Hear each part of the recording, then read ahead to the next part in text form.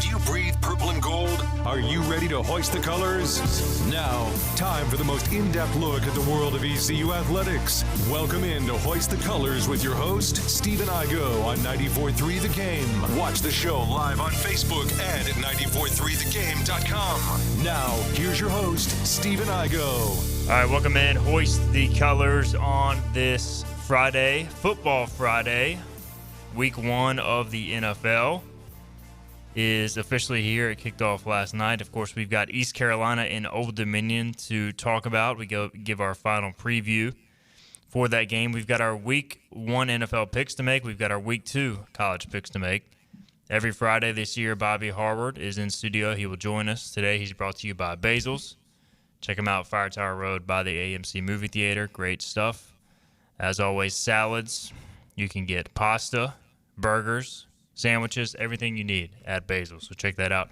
Bobby Harward in studio today. Bobby, how's it going, man? Good. You forgot pizzas and subs as well. I mean, they literally have everything. They really do, man. Yeah, we rotate around in our selection there, but you got me on the hibachi skewer salad, which is delicious. But yeah, Friday's here. Weather feels amazing outside. It does. We're supporting our NFL franchises. Phillip's probably the only one, but it's understandable with the Panthers.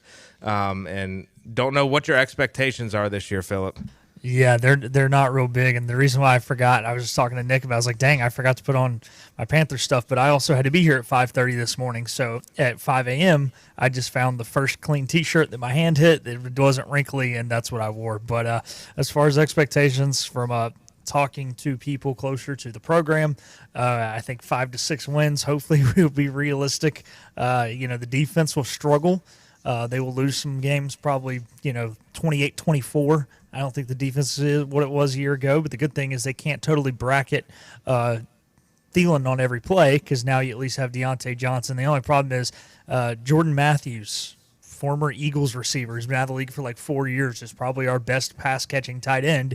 So same problem the Panthers always seem to have, exception of Greg Olson's tenure and Wesley Wall's tenure, no true tight end to throw the football to, which will always hurt. It's pretty sad when you have to be worried about 34-year-old Adam Thielen being bracketed as your best receiver. That's what happened starting about week 5 last year. On top of that, fun fact, I heard this. Brad Idzik, the offensive coordinator for the Panthers, his last college game was against Jordan Matthews and Vanderbilt. Oh, really? Yeah, so I found that pretty interesting. Panthers are just, they're an odd team. They're a bowling ball of butcher knives right now, as John Wiley used to say. Hey, I've only got 1 month till hockey starts, so it's got to survive. Sox have messed it up, and mid-October the Bruins will be back, so got something to watch. Yeah, we're not talking any baseball on the show. Zach Griffin says JT Sanders is our best tight end. I don't even know who that is. That's their rookie that they drafted. Okay. Hopefully he'll work out. The problem is, man, it's like every time the Panthers pick up a tight end, Ian Thomas, Tommy Tremble, they're extensions of the offensive line, and you need the guys like that on your roster. But you also need a true pass-catching tight end, and hopefully Sanders can be it. But, at least Jordan Matthews has caught balls in NFL games before. However, he was a wide receiver, so we'll see how he does sticking his hand in the dirt. All right, Panthers talk, quality Panthers talk on this Friday, September 6th. ECU-ODU, gentlemen. We got to make our picks, which when we do that, we're just not even going to look back at last week. We're just going to fast forward. New day. It's a new day, gentlemen. But John Moody, speaking of East Carolina Old Dominion, he says he just bet the farm on the ESPN app as they have the Pirates even on the money line. So the movement of this game, which we'll pick it here in a little bit, will be has been something. So I don't really know. Phillip and I, Bobby, gave our take on this game coming in. I just wrote up my prediction on Hoist the Colors. Haven't published it yet, but I'll share that in a little bit. But it started ODU -3, went to ECU, favored by 2 or 3 points. Now it's back to ODU as of last night and sticking there this morning. 1.5-point favorite the Monarchs are. So what's your gauge on this game? I have a couple of thoughts. One, watching the ODU South Carolina game, I mean, first of all, I was not impressed with South Carolina. And quite honestly, I was not very impressed with ODU. Especially offensively. Offensively, it was terrible. They had that one big play to Page, which was a heck of a play at the end of it there. I mean, making that little juke move on the safety and turning them around and making them fall over. But outside of that, they really did not move the ball. I know they had a bunch of turnovers and stuff, but they were ineffective offensively. So I thought their tackles were really, really bad. They got played smoked in pass pro. Yeah, they played very high. They're tall-looking fellas, but they just played so high and just waist benders, and it just wasn't really great. So I feel really good about our defense being able to stop ODU. Offensively is going to be a different ball game. I think their defense is solid. I do think South Carolina's lack of efficiency offensively helped Old Dominion maybe look a little bit better than they are. But I think this is going to be a big game for our offensive linemen and a big game for Jake Garcia because it's a new-looking defense. I'm sure John David Baker has seen it before. That 3-3-5 that you had posted about on the message boards is unique and brings some unique challenges. And that nose tackle is really good, and those D linemen were pretty solid. But I think we can exploit them. I think our team speed on the perimeter is going to be able to exploit them. I feel really good about being able to move the ball. My hesitancy is what y'all covered on the show yesterday. Every game they've played for like the last year or so, year plus, has been a one-possession game. And it's been one of those things where it would be surprising if ECU goes in there and wins going away. And if so, I mean, that's a phenomenal sign. But I'm expecting a dogfight that comes down to the fourth quarter. Yeah, the one thing that worries me about ODU's offense is Grant Wilson can run the ball. And that's an element that while ECU has seen this offense in practice, very similar offenses both schools run, Wilson, much more dynamic runner. Now, he has a fumbling problem. He has fumbled the ball 11 times in the last 2 years, including 4 times against South Carolina. So, basically, if he's running the ball in your ECU, you're trying to strip that thing. Oh, absolutely. Yeah, I'm sure they're practicing it this week, knowing it's an issue for him. Every time they're going to be hitting something, they're going to probably be raking that arm down and imitating stripping it from the quarterback. So I do think that's an issue. Again, they didn't run the ball very well either. I don't think they're going to be able to run the ball on us. And it's kind of a catch-22. Mike Houston mentioned in the press conference, running the similar offense as we do. Obviously, our defense will have practice with it, but their defense will have practice against it as well. And so I do think that brings some unique challenges. I will say, would love to get y'all's take on what you thought offensively, how we looked last week. But I thought that was about as good as I had hoped and kind of what I expected. You know, they moved the ball, they played fast, they had explosive plays. They turned the ball over and had those mistakes that we kind of expected them to have, even though it was against a lesser opponent. Yeah, I agree. I mean, I think earlier this week, or I may have written it. It's basically what I expect as well. Like, you just can't go out there, Bobby, with so many new pieces and new offense and expect to be clicking on all cylinders. You know, the one thing that worried me was the snaps. Dustin Hall, first game back at center in a while. They've got to get that fixed, and that concerns me going into this game because you got their nose tackle who's really good, and he's going to be smacking Dustin Hall in the face basically every play. So if the snaps aren't there and he's worried about that, that could create some issues. That's my number one concern, is snapping the football, getting it back there accurately and quick, so Jake Garcia can make his moves. The other interesting thing their defense kind of brings to the table, they run that 3-3-5. If you see a layout like on a blackboard of their defense against a 2x2, really the box looks like 4 people. Right. But in reality, how ODU's defense counts it as 6 people, maybe even 7 if you're including that safety. Those 2 outside backers on that second level are apex, the number 2 receiver, and the tackle, and ODU is counting them in the box. We did the same thing with Rick Smith in our 3-4 defense. We'd had Brandon Williams cheated out there, apex, the number 2 receiver, and the tackle, and we counted him in the box. But every offense we played, they think it's a 5-man box, 4 down linemen, 1 linebacker. In reality, to us, in our scheme, it was a 6-man box. So that's going to be an interesting challenge as well, how we attack the run game with their appearing to be a 4-man box, but really being a 6-man box. Yeah. I think the tough thing about that, too, is with all the RPOs we run, we got called for an eligible man downfield last week. But, an eligible man downfield is not new to the game, but it's progressively being called more due to the RPO.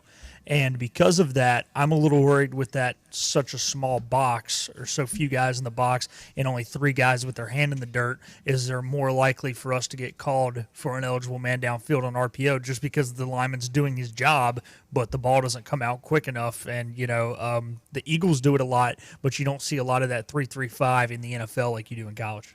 I mean, it's a fair point, and I was reading that this defense, specifically the 3 high safeties, really started in the Big 12 back in like 17, 18. I think TCU, Iowa State were the first to run it. They basically started because everybody in the Big 12 was running this RPO offense. So it was kind of designed to stop this offense. Now, the problem is you got to have the personnel to do it. You got to have a really good safety, a really good nose tackle, really good linebackers that can do a lot. So I think they've got the D-line. Their linebacker, Henderson, did not look 100% at all when I watched him in the South Carolina game. He struggled to cut. He only played 44% of the snaps. Bobby, I don't know what you saw there, but where can ECU attack this defense if it is susceptible to anything? Yeah, my thoughts were a couple things I noticed. One, I thought their D linemen shot up the field pretty aggressively. So my thoughts would be some sort of trap run game to take advantage of those shooting up defensive linemen, down D linemen, as well as being able to take advantage of the nose tackle, probably being one of their best players on their defense in general.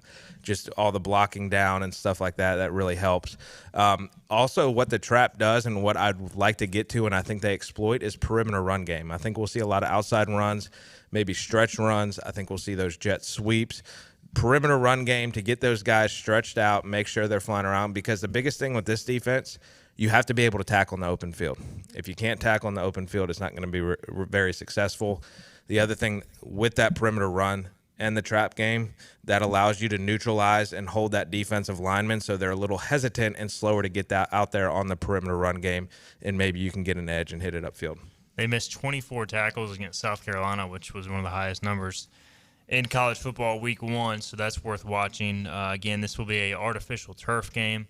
They played on natural grass against South Carolina, so we'll see how that changes things. I expect a lot more usage from Winston Wright, Jari Patterson this week. Also, Chase Sewell looks like he'll be back. Robert on Facebook, or on YouTube, says, like that we have multiple receivers that can produce. They can't double one stud. Field position from Wright Jr. on special teams could play big as well. Yeah, I mean, I think special teams in a game like this, one-possession game, I haven't watched a ton of ODU special teams, to be honest, but I thought ECU looked pretty dynamic last week on special teams. Yeah, I'm actually going to predict a kickoff return for a touchdown this week. That's going to be a bold prediction of mine. I feel really good about our kickoff return unit. I thought they looked great last week. There's some explosiveness back there, and we're just 1 or 2 away from hitting that home run, and I think we take advantage of that this week. I think that'll be a big aspect. Playing on the road in what will be a fun environment in a potentially a really tight game, we cannot have any of those block punts that we talked about. Yeah. That would be disastrous, and that's one of the biggest momentum killers in a football game, and changes that momentum is a block punt. So I thought we punted the ball really good. Luke Larson's looked as good as he's looked since he's been here, in my opinion. ECU turned it over 6 times now. I mean, realistically, look, 3 of those were fluke plays. You had the special teams one, you had the Caton Hauser fumble, and then you had the snap, which I guess the snap is less of a fluke, but still kind of not something you're going to see, hopefully. So you had 3 legitimate turnovers. ODU, they turned over 4 times, and, Grant Wilson fumbled twice and threw 2 picks. So he actually fumbled 4 times, 2 he lost. So, for me, it's one of those things where you can't have the turnovers, and if you do have a turnover, it needs to be kind of like last week, deep in their own territory. You can't directly give them points, which was a problem last year in these types of games. And I guess the one concern I do have with the turnovers, Bobby, is that in most live scrimmages, I saw a similar number of turnovers. And it's always like a variety of things. And I don't know if it's just because they get out of sorts with this offense going so fast, but that's something they've got to clean up as time goes on, specifically starting right now. Yeah, part of it is getting comfortable in the offense, knowing exactly where your reads are and where to go. I think that will improve as time goes on. I think the hard part for JDB is you want to correct those mistakes and make sure – really you're wanting to make sure those mistakes are not happening because of a poor read of the defense. You don't want Jake Garcia to lose his gunslinger mentality, and you don't want him to be fearful out there. So that's kind of the line you're balancing as a quarterback coach and offensive coordinator. But most importantly, as long as he's making the correct reads, those plays are still going to happen, especially, when you're being aggressive as an offense. I think the key point is, like you mentioned, making sure they don't happen in our own territory. A couple of those kind of worked as like a punt in pinning them back in the end zone or in towards our territory. Some of that can be cleaned up. I think you will see it cleaned up from, and I know this was mentioned on our former quarterback's film breakdown, which was terrific, by the way, that those receivers have to run full speed. That's exactly what happened in that scenario. The cornerback was able to come off on the wide receiver, make a play. In reality, he shouldn't have even been in that position. Yeah, no doubt. And John Moody asked, could rain be a factor? I put up the weather report. Right now, there is a 60% chance of rain, but it's kind of like spread out throughout the day, like 35% chance around noon. Looks like around a 20% chance around 6. So it could play a factor, but I guess it's just one of those things we're going to have to wait and see. So keep an eye on the forecast as it gets closer. So I do have one question with the fluke turnovers. Yeah. We mentioned the one where whoever it was going in motion and it hit them. Is it worse to snap a ball into a guy going in motion or snap it over their quarterback's head on the first play of a Super Bowl? Well, considering the Super Bowl is How does Super Bowl 50 go? Yeah, it was rough. Oh, yikes. Well, I take that back. The worst thing is when you have a fumble that you can easily dive on and then you just don't.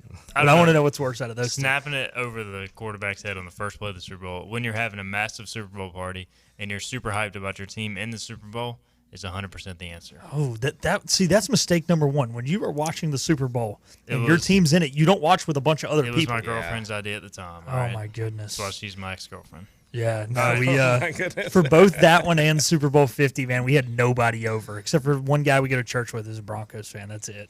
Wow, you invited a Broncos fan to your Super Bowl? No, party? he was there for Super Bowl 48. My dad's from Colorado, so he's a Broncos fan. So we didn't go to a party for that one and didn't go to one for 50. Well, the good thing I'll say with the rain, in bringing it back to ECU, we have had a lot of experience practicing in the rain because of our lack of indoor facilities. Had the whole hurricane week. We had that whole hurricane week. The one thing I know we did under Lincoln Riley and our offense and stuff when we knew there was a rain game in terms of preparation, we had water buckets out there. We'd bring bad footballs and we'd dunk those footballs in the water. That way they're used to throwing, holding, catching wet footballs. So maybe that's something they try this week. Maybe it's not. We'll see what happens on Saturday, ECU-ODU. We'll make our picks next. We'll also make our college picks for week 2, and we'll maybe take a look back at week 1. This is Hoist the Colors. Acre Station Meat Farm, along with Lane Angus Beef, bring you Farm to Fork Beef.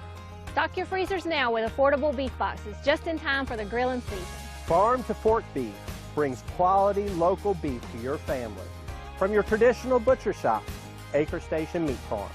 Come on down to Acre Station Meat Farm and find out why we're #1 in fresh cuts and friendly service. Acre Station Meat Farm, Highway 32 North, Pinetown.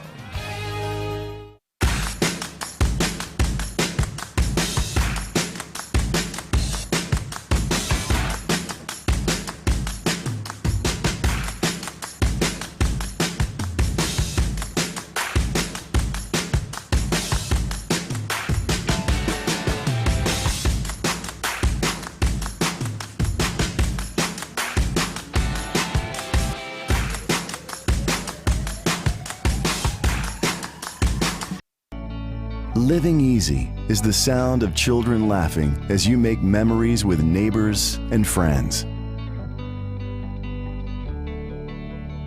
It's the sound of nothing at all. It's the smell of the salt air. Hear the waters against the marsh grass. See the beauty of our coast. Bow Coast, located in Beaufort, North Carolina. Southern Living's best small town.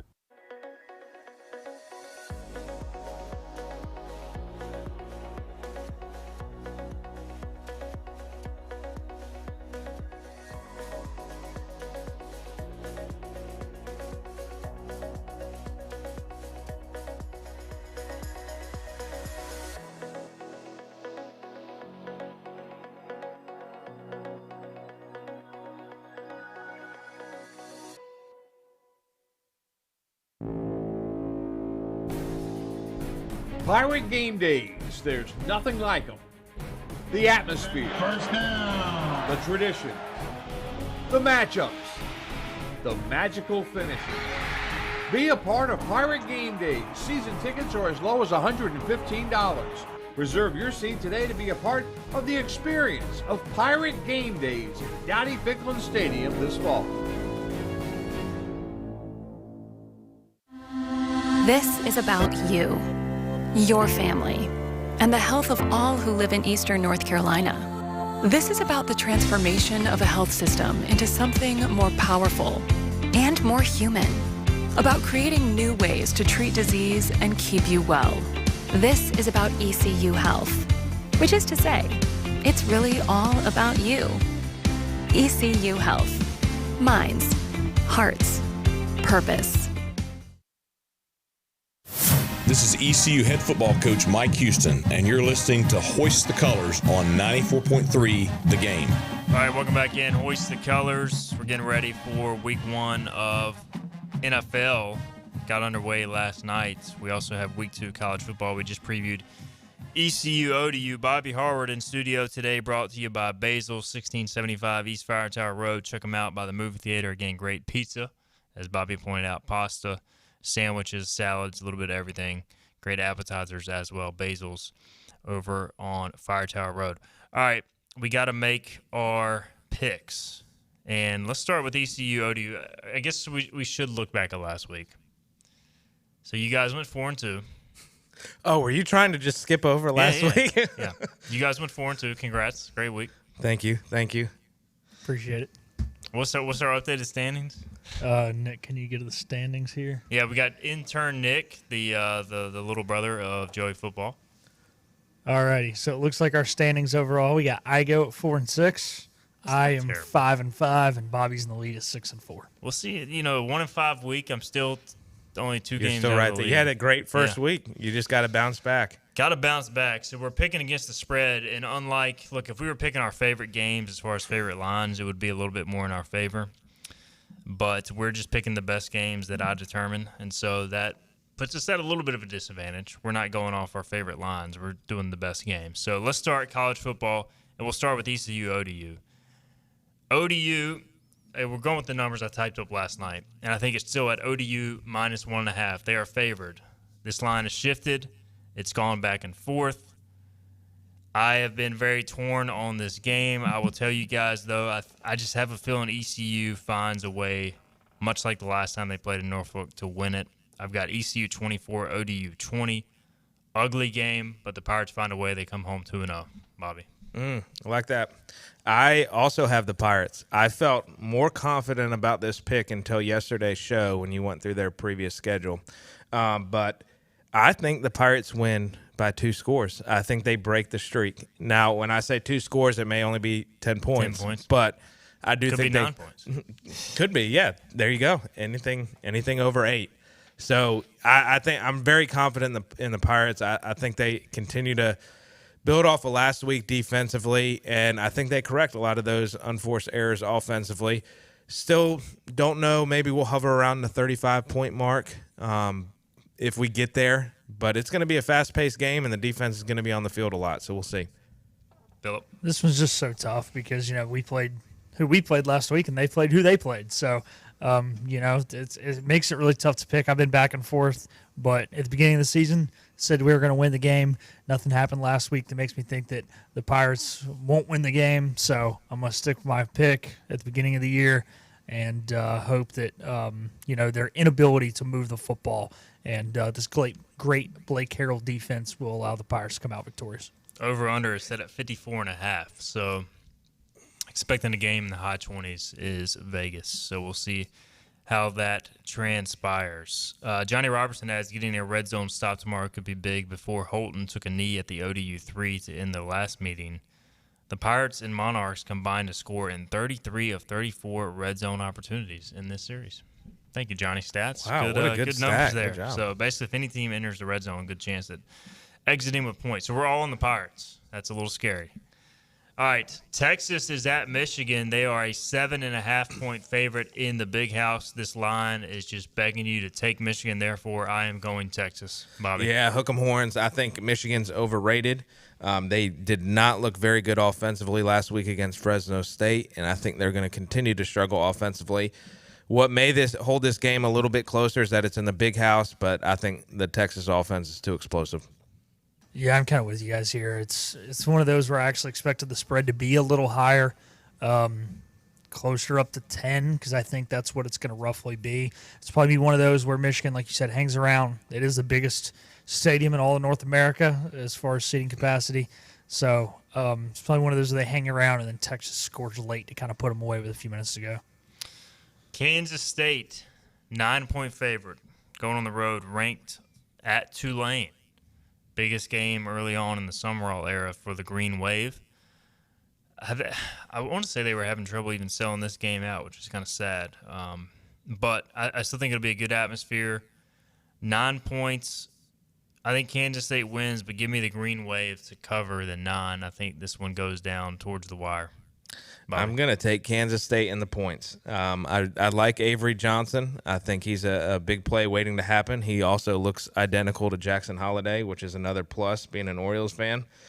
I really don't know what to think of this Tulane team this year. Yeah. I think Southeast Louisiana is not a good measuring stick to know what to expect of them with this new coaching staff, and they got a really tough schedule with OU next week as well. So give me the Wildcats. Philip? Yeah, this is one of those things. Look, Tulane was my conference champion pick going into the season. I think they're going to lose 2 or 3 out of conference games because our schedule is so tough, and that's going to keep them out of the college football playoff and give it to Boise. But I think they lose in heartbreaking fashion, and I think it's a one-score game. So give me the Green Wave against the points there, against the spread. You know, they went with Menza as the starting quarterback in the opener. He went 10 of 12, 205 yards, 2 touchdowns, but he'll really get tested this week. Redshirt freshman quarterback, I believe, so we'll see how he responds to that. Again, he got the job over the Oregon transfer, Ty Thompson, which was a surprise. All right, UTSA, another team in the American at Texas State. A lot of people are loving Texas State as a Sun Belt champion this year. DJ Kinney, the coach there, really good offense. UTSA has kind of been more of the upstart program in recent years, I guess the bigger name at this point. But this is kind of a fascinating matchup to me. I have it as a on the paper because of that. UTSA is a 1-point favorite on the road at Texas State. Philip, you're up. I know he's only had 2 starts, but I love what I've seen from Owen McCown through 2 games, especially last week after kind of a slow third quarter. He bounces back and rallies them hard in the 4th, and I'm going to go with the Roadrunners because of Owen McCown. I'm with you, Philip. He threw for 340 yards last week, so that offense was already firing. I think this is going to be a high-scoring game, both teams in the 40s. I believe Texas State has McLeod, the JMU transfer at quarterback. I'm still unsure what to think of UTSA at this point, but I do think they have better talent across the board. Give me the Roadrunners in a shootout. Texas State struggled with Lamar 34-27 in the opener. Their next 2 games, gentlemen, UTSA at home and then Arizona State on a Thursday night at home. So if they could find a way to win this game, that Arizona State game would be intriguing. That's an ESPN broadcast.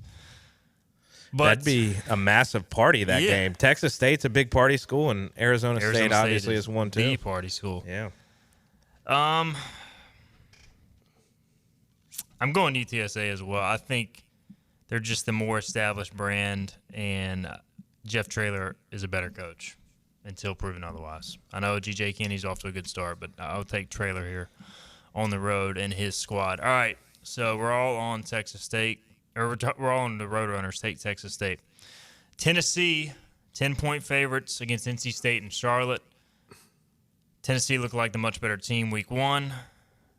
They should crush them, but I'm going NC State to cover the 10. I'm taking the Vols. I've been really impressed with their offensive explosiveness. I know they were playing UT Chattanooga, but Ema looked good. That's what I'm going to call him because I'm not going to pronounce his whole name correct. Yeah.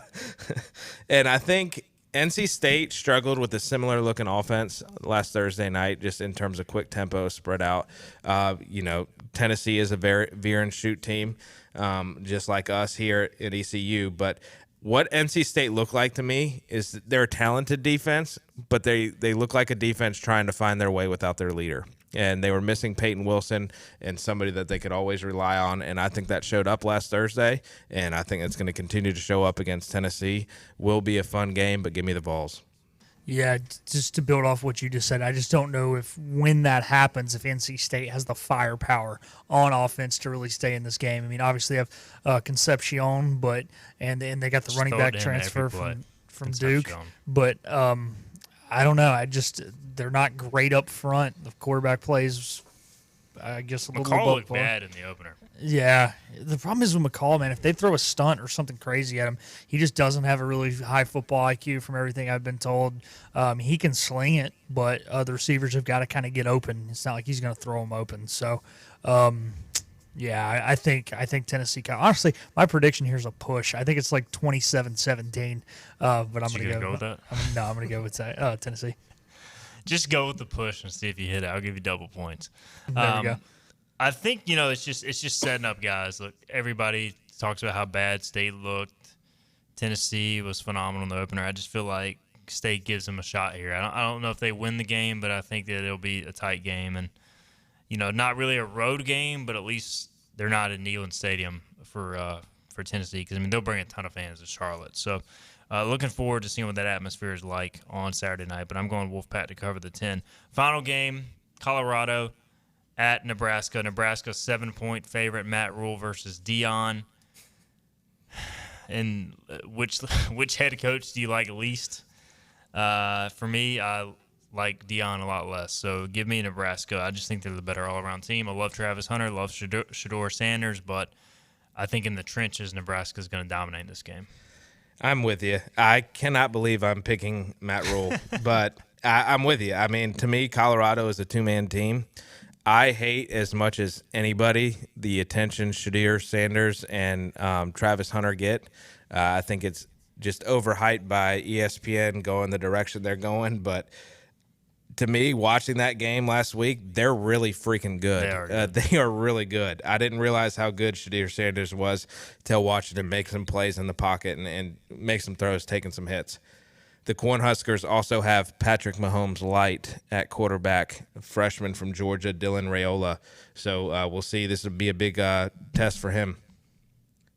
When I go to Charlotte for a Panthers game, I like it to have a place to stay, and I don't have to get a hotel. And if I pick Nebraska, my father will disown me. So usually I kind of go with the statistics here and not the emotional tie. But, yeah, I've got to go Buffs. I hate the Cornhuskers. I will always hate the Cornhuskers, and I will never pick the Cornhuskers. Go Buffs, baby.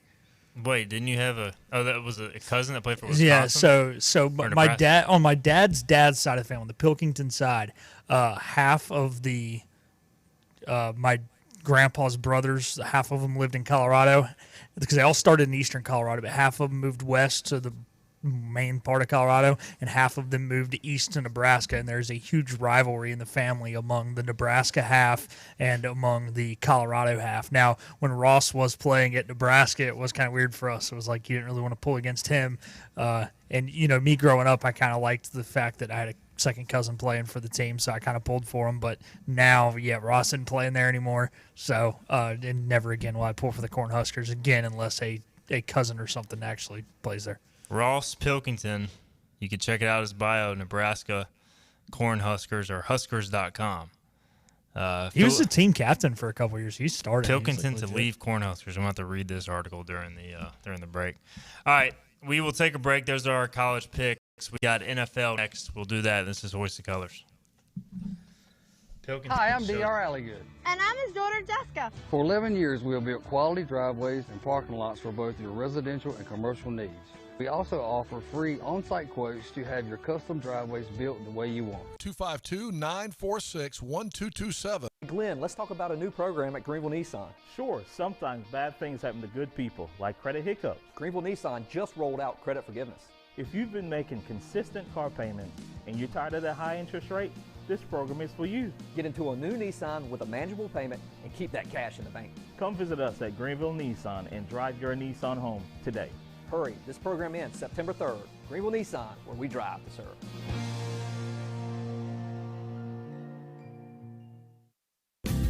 Big tax credits are back. Get a 30% tax credit, up to $2,000 off your new Mitsubishi electric heat pump install. Let Comfort Master help you take advantage of the tax credits with a qualifying Mitsubishi electric ducted heat pump or non-ducted Mitsubishi electric mini splits. Mitsubishi electric mini splits are ideal for bonus rooms, garages, or sunrooms. If you need a new HVAC unit, call Comfort Master today. Call Comfort Master.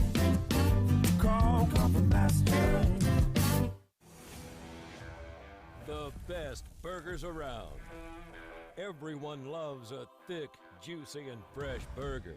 Tiebreakers does real burgers better than anybody. And don't forget about the cheese sticks, fresh salads, and more. So don't just go to any burger-themed restaurant chain. It's time to break the chain and eat local. Tiebreakers, burgers and sports at its best. Go Pirates! Arg! You know what the problem is with standard belts? Usually you have to choose between too tight or the opposite, too loose. But with Anson Belt and Buckle, you don't have to choose. We got rid of the holes and instead have a track system designed for micro-adjustability. That way you can enjoy a perfect fit every time. Anson Belt and Buckle. Find your perfect fit today.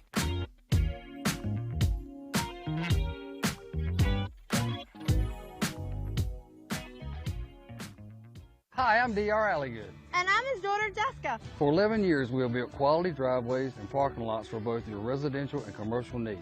We also offer free on-site quotes to have your custom driveways built the way you want. 252-946-1227. Your confidence makes everything look good. You see the world in vivid color, not black and white. Swing through your neighborhood Fantastic Sam's Cut in Color. And let our experienced stylists take you from everyday to extraordinary. Fantastic Sam's hair salons are locally owned and operated. Our full-service salons are conveniently located in Goldsboro, Kinston, Greenville, New Bern, Jacksonville, and Calabash. Stop in today at Fantastic Sam's, where the possibilities We're are live endless. with Steve and Igo on 94.3 The Game. Hoist the Johnny Roger! Now, back to Hoist the Colors. All right, welcome back in. Hoist the Colors. We just made our college picks. We talked ECU-ODU. Bobby Harward in studio, Philip Hilkinen producing, intern Nick keeping tabs. Alex Marion on YouTube says, I'm a few minutes behind, so I apologize, but Bobby was talking about not needing a punt blocked against us this weekend. Completely agree. I believe when we won at ODU, we had a blocked punt that we scored on. He is correct. I remember Warren Saber recovered that because I was there taking pictures of it on the field. So, yeah, big special teams play. Could be crucial. We all picked ECU to win a close game. We'll see what happens tomorrow, 6 o'clock in Norfolk. All right, guys, let's make NFL picks. The Chiefs win last night in a pretty crazy game, 27-20. I fell asleep with like 4 minutes to go. Oof. Shame on you. Yeah. Hey, I got the kids solo this week, so my wife's out of town. So Joe wants to ask Bobby, has he ever seen a assistant coach granted a timeout as Spags was granted one last night? So usually it's the anonymous text line, but I'll call Joe out. Call timeout? No, he tried to, and the referees would tell him you can't call it. So I think the referee just had a brain fart last night. I have never seen that before. I think he just had a brain fart and is probably fussing at himself because he's being made fun of on social media today or ridiculed. But, yeah, that was a first for me. All right, Joe, there's your answer. Thanks for tuning in. By the way, Joe will join us on most Mondays for Reaction Monday going forward, so excited to have him. Let's go. What a get. Good job, Joe. Be a part. We now have all 5 days of the week. Joe on Monday, Macy O'Donnell Tuesday, Kevin Monroe Wednesday, Mark Ellick Thursday, Bobby Harward Friday. We have 5 people who have been tied to the program, either as players or staff, on the show. So that's why we are bringing you the insight. Kudos to Steve and Igo. I think that's a testament to your work. I think it's all Philip. Philip's getting it done. I appreciate it, but it is not my work. It's how you landed all these guys. Cookie can take credit for Joe, and I think you landed everybody else. And Nick helped land his brother too, I'm sure. Or did Joe help land Nick is the real question. Yeah, I don't know. How did you get here? Joe? He said Joe. Did you just show up at our doorstep? He just showed up. Yeah, he was just wandering around the parking lot one day. I'm like, hey, bro, you want to be an intern? Nick, Joe sent me your high school huddle. You could pancake some dudes, man. I mean, you threw some guys around. I have to show Bobby that. 'Cause you could be playing for the Pirates holding your own right now. Dead serious. All right, Packers, Eagles in Brazil tonight. Gentlemen, I don't even know what time it is over there. But it is, 8 o'clock kickoff or so tonight? Sounds about right. The Eagles are a 2-point favorite. Packers getting a lot of love this offseason. The Eagles finished last year terribly. I mean, they were awful down the stretch last year, so I'm interested to see how they look tonight. I'm gonna go Eagles here. I'm not gonna overthink it. Give me the Eagles. I'm going Packers. I know there are some questions, and I agree with you, Philip. I don't know you what big Jordan Love stan. I hate. I don't hate. I'm not a Jordan Love fan. Not really a fan of the Packers. I don't get the hype, but I will not go against Peter Schrager. That's where I go. He has picked the Super Bowl winner 5 straight years in the preseason, and I know he had the Packers in the Super Bowl. Don't get it, but I'm going to ride with it. Also, a lot of drama in Philly. I think Kellen Moore's overrated. I know they have a lot of explosive weapons offensively. Not a Kellen Moore guy, so I'm going Packers. Yeah, but back to the Schrager thing, you're right. 5 straight years he's predicted the Super Bowl winner right, and then 6 years the team he's predicted has at least made it. So I'm guessing you were watching Good Morning Football yesterday when they did the whole thing. Yeah. Yeah, I watched the clip today. I didn't watch it live yesterday, but I watched a clip of it today. Gotcha. So I'm not buying into this Packers hype going into the year. However, a lot of turnover in this Eagles program, including Jason Kelsey. I was talking to Mark Miller about it earlier. He's from Philly, big Eagles fan, and he said Jalen never had to ID the mic. He never had to call out anything because Jason just did it all. And I think they're just going to get off to a little bit of a slow start. Packers on the other side, returning 4 out of the 5 starting offensive linemen. Just a lot of continuity going into week 1 for Green Bay compared to Philadelphia, and I have the Packers winning this one outright as well as covering the +2.5. The Carolina Panthers are at the New Orleans Saints. The Saints are a 4-point favorite. I will not be watching a second of this game, to be quite honest, guys. This game is easily the worst game on the slate. Sorry, Panthers fans. But I'm not going to do it. Give me the Saints. I almost picked the Panthers to cover. I can see them lose. You know what? No, just give me the Saints. I'm not going to do it. Are you going with the gut? I was going to go Panthers lose by a field goal, but just give me the Saints. My gut tells me the Panthers will win this game. I think the Saints' offensive line is probably the worst in the NFL. Derek Carr is very average to below average at quarterback. I know the Panthers' defense is not stout from the pass rush position, but I think they control the clock, control the offense. QB whisperer Dave Canales gets the offense going to score 14 points and win the game. Yeah, I think this Panthers defense has just had a lot of turnover. There's going to be a couple big plays that the Saints create, whether it be Olave or Kamara, and that's going to be the difference in this one, and the Saints are going to cover. Broncos are at the Seahawks. We talked about it yesterday. I believe it was, Phil. Denver has not won in Seattle, since 2002, 04? 2002, so the first year of Seattle being in the NFC. Seattle, a 6-point favorite. I think Seattle wins this game. Drew Lock. Bo Nix's first start. I think Denver hangs around, makes it a game. 6 points is a lot in the NFL, so give me Denver to cover on the road, but I think Seattle wins. You sound like a hurt Broncos fan. I am. I have zero faith to win this game.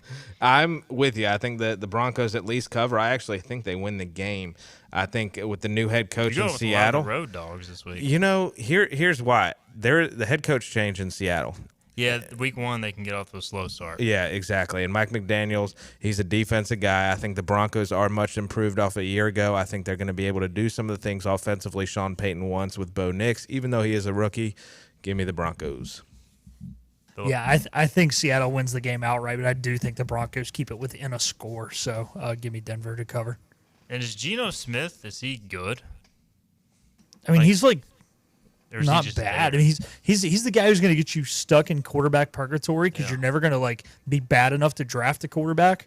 but you're never really going to make the playoffs, or if you do, you're going to be a 7 seed and get slaughtered in the first round.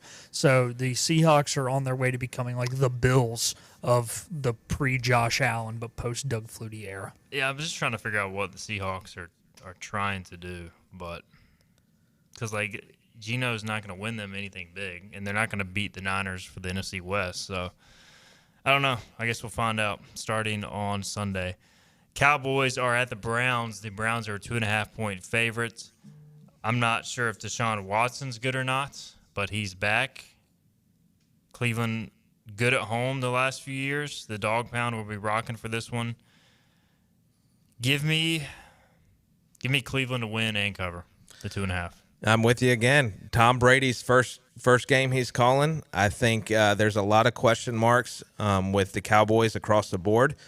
Who's going to run the football? Who's going to block for the running back? They lost their defensive staff to Washington and Dan Quinn, and a lot of those depth pieces that they could rotate in and out, especially on the defensive front, are now in Washington as well. So I'm going to go Browns. I've had a really long week. Can you guys remind me what month it is? It is September. So it's not January? It is not. If it was January, I'd be picking against the Cowboys, but it's September. Give me the Cowboys.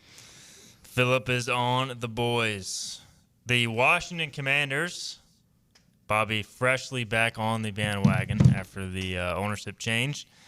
They are at the Tampa Bay Buccaneers, another just mid-NFC South team that I can't really figure out. The Bucs are 3.5-point favorites. This will be Jaden Daniels' inaugural game as the Commanders' quarterback. Is Baker Mayfield any good after the departure of Dave Canales? We'll find out. What's your take, Bobby? I'll put you on the spot here. Let's go. I'm scared of the Tampa D. With the rookie quarterback, Jaden Daniels, I'm scared of the Tampa D. I think they are pretty solid defensively, but I'm going to trust Jaden Daniels. Tampa has a new OC for Baker Mayfield, Liam Cohen, who was the OC for the LA Rams when Baker got traded to LA in 2022. That LA Rams offense was also last in the NFL. So give me the Manders, left hand up, commies win. Phillip? You know, I do like Tampa's D. It's going to be a little weird to see him out there on the field without Devin White, as he is now left and going to Philly.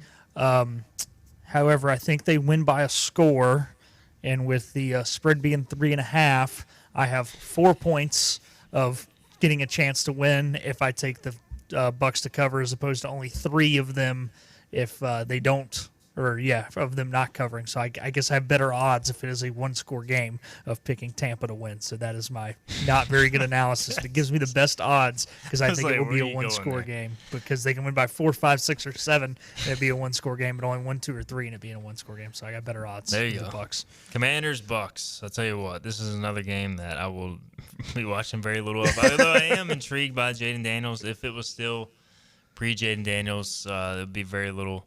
But the Bucs are just one of those teams with Baker now. They're kind of like the Seahawks for me. They're good enough to maybe make the playoffs as a average at best team. It's not like they really have a great home field advantage. Give me the Commanders to cover. Let's go. I think if they don't win, they lose by a field goal. I do appreciate you picking our teams as games on this. 100%. Because there are some bad matchups here. I could see the NFL world not really watching. There's a reason Commanders and Buccaneers is in line with Tom Brady's first call. There you go. They didn't want to put Brady on Commanders, Bucks. I don't know why you wouldn't. Beats me. Last game here, Rams at Lions. The Lions are a 4.5-point favorite. The Rams are always interesting under Sean McVay. They can usually score points, and they're starting the season healthy this time, so we'll see if they're good out of the gate. You just never know with Matthew Stafford and the Rams. Like, they could win this game by 2 touchdowns. It wouldn't shock me, or the Lions could win by 40. I'm going Lions, though, to cover the 4.5. I think they end up winning by a touchdown. Bobby? Yeah, I love this Lions team. They're my pick for the NFC representative in the Super Bowl. So I like the Detroit Lions. I love the continuity that they have, just both from a coaching staff perspective and within the locker room and the players. Give me the Lions. I don't know why here, but gut feeling. I'm going to go Rams to at least cover in this one. They hard-fought game in the playoffs last year there. Wild card weekend, I think they lost by 3. But what I will say about this game, with how crappy the matchups are all Sunday long, it will be true when Carrie Underwood says, I've been waiting all day for Sunday night, because this is hands down the best game on the slate on Sunday. I'm really excited about this contest. Whoever comes out victorious, it's going to be a great football game. Jared Goff, again, has a chance to light up his former team, and I think he will do just that. All right, we will, of course, it is Matthew Stafford as well, also going against his former team, but that's not as much of a motivating factor. We'll get our final break in. We'll come back. This is Hoist the Colors. We'll wrap it up after this. We're down to the final days of our summer sales event at Greenville Toyota. Lease new RAV4s, $319 a month. Test drive the redesigned 2025 Camry, all with our advantage. It's your last chance to save at Greenville Toyota. Storm season is approaching. North Carolina weather can damage your roof, and before long, a small leak can turn into a big problem. Your home is one of your biggest investments, so protect it with Wells Home Improvements. We work with all insurance companies for a hassle-free roof installation experience. Call us today and get 10% off your roof installation when you mention this commercial. 252-227-8403 or visit us online at wellshomeimprovements.com. Wells Home Improvements. Local, honest, dependable.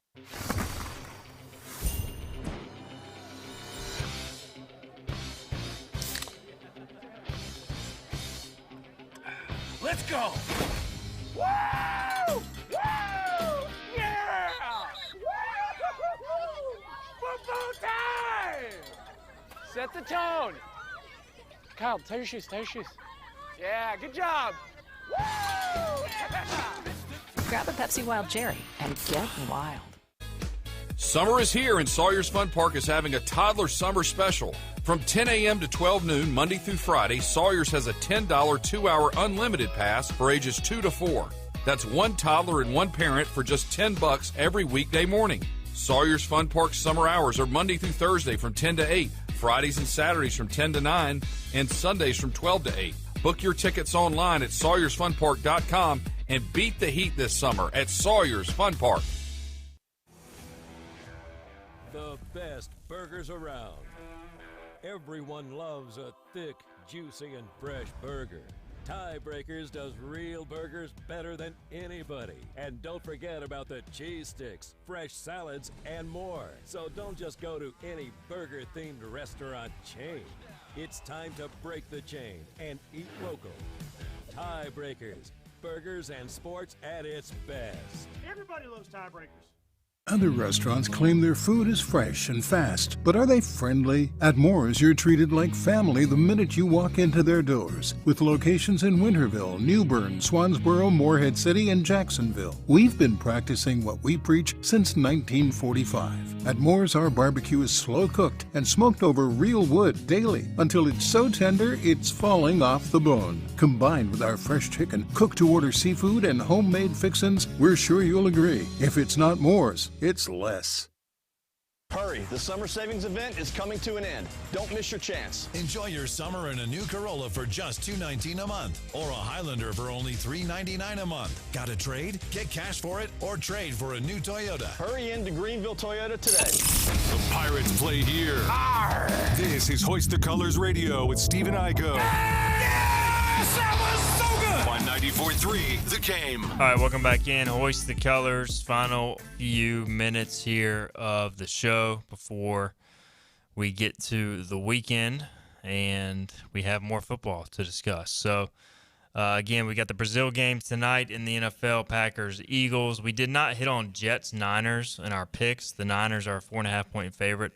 Bobby Harvard in studio. We were talking, Philip, during the break. Of course, Joe, we know, is a Jets fan. And I forgot that this game could be kind of intriguing because Aaron Rodgers is supposedly healthy, but I guess we just don't know what to expect. He's 40 years old, coming off an Achilles. So I think Monday's game will at least be interesting from the standpoint of, are the Jets look like a contender or not? Yeah, it will. And I can tell you Monday's show, if you put Joe on it, it's not going to be a reaction show. It's going to be a pregame show of the Jets game. So think about booking your guests there, Igo. No Yeah. wonder he wanted to come on. So Exactly. So, yeah, I don't know. But, hey, at the end of the day, they're going to Candlestick or whatever the heck it's called now.